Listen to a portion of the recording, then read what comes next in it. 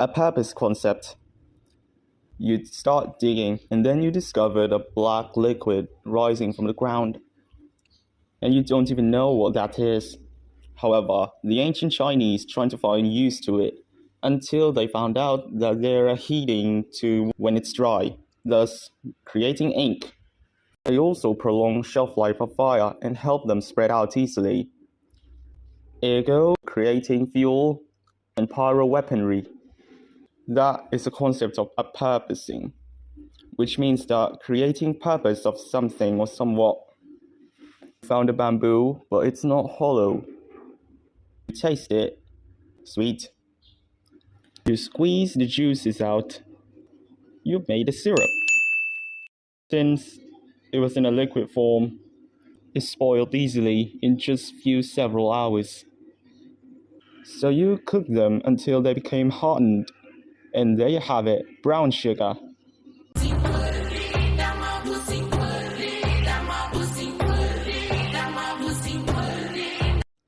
In solution, there's a phrase in my country called ngu su ngu, snake fought snake. It means that you have to use the same thing to beat the objective. Take an example, creating an antivenom.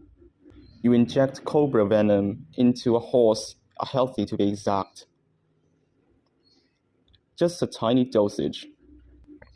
And then you have to wait for several weeks until the horse created antibodies within itself.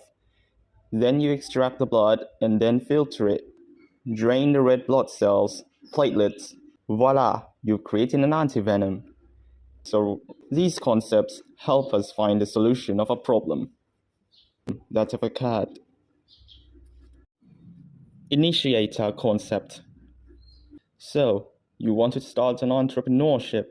They always say first step was the hardest. They're not wrong. They're absolutely right. Since the first step, or the initial step, tests you if you're willing to do the leap of faith that, was this even worth it? Was this work of high risk?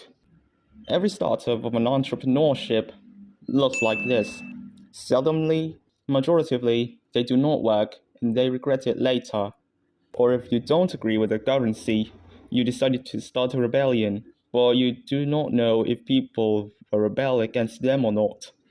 It's a high risk with I don't even fucking know how much reward, since it's circumstantial. You don't know how much the power they have, which is why the first step was the scariest of the whole. Instinctual concept. You saw this kid flinching when a bunny come near him. That kid doesn't know that rabbits aren't predators. Her instincts told that they're dangerous. Well, it's more like she wasn't informed. This concept relies on instinct. Your brain doesn't actively correspond to it. Your brain doesn't think. It just activates the fight or flight mode. So it's just respond instantly. Like it's a reflex, more like it was the epitome of reflex. So what if the girl knew that rabbits aren't, well, dangerous or a predator? She would have acted naturally around them. Thanatosis concept. Humans actually die 2 times. One was physically dead, or physiothanatosis, and second was forgetting, or psychological thanatosis. So get this. When you die, the people who met your funeral will still remember you, so you're just physically dead. But then, people who attended your funeral started dying one by one, until there are no more people remember you now. That was forgetting. You're both dead and forgotten. That is called, I'd like to call it thanatosis absolutis. Some people haven't reached thanatosis absolutis. Some people are just physically dead, but their names spread out through history in the future. You know the first person who created microwave ovens, or the person who discovered that formula, or the person who started the whole concept of overthinking. And then there's also the person who is absolutely dead or Thanatosis absolutis. Do you remember the person who first extracted molasses from brown sugar and made them white? Yeah, we didn't remember. Or maybe the first person who implemented yeast. We know it was an Egyptian, but we can't pinpoint exactly who did it, who discovered it, or who was that proposed it.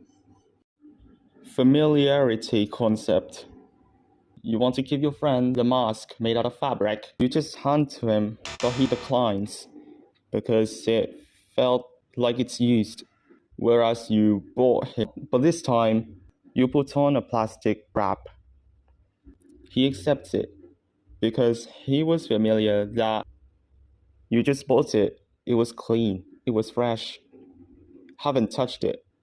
This concept relies on prior or background knowledge or something you used to and then respond correctly. I was raised in a Muslim neighborhood. I still flinch or are not used to women showing their shoulder blades off. Although I shouldn't, but I'm just not used to it. It was like a brand new thing for me, obviously.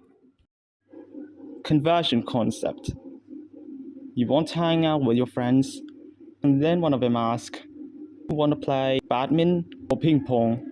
Someone said, "Let's play ping pong," but you want to play badminton. Since everyone else agreed, you forcibly agreed. This concept tells us about being one of the majoritives in fear of being left out. Many factors here including fear of getting teased, fear of being alone, etc. You see, us humans frequently want someone to accompany us. And for some of us, missing that momentous seems like some sort of torture. Transgression concept. Chainsaws used to be used for childbirth. It functionally used like a C-section, except instead of cutting below the belly button or the abdomen, it cut straight frontward from the vagina in order to expand even more because the child's head was too big for they to come out normally. And this chainsaw was used to cut the frontal pelvic bone. After that, C-section came in and it was now disused. But it continued to use for other purpose instead, like cutting wood. This concept talks about the shiftage of the original purpose. We are genius, we sometimes be barbaric as well. Eyeliners used to be some sort of a sunscreen for the eyes, or that the heels were used for men for horse riding. Now, it became a fashion for women, and if a man were to wear these two, they'll be ridiculed. Anthroponymy was mysterious yet fascinating, and I'm in awe on how psychology of the humanly autonomy was. Should I stop using these big tautonyms, or just straight up use full holonym? No.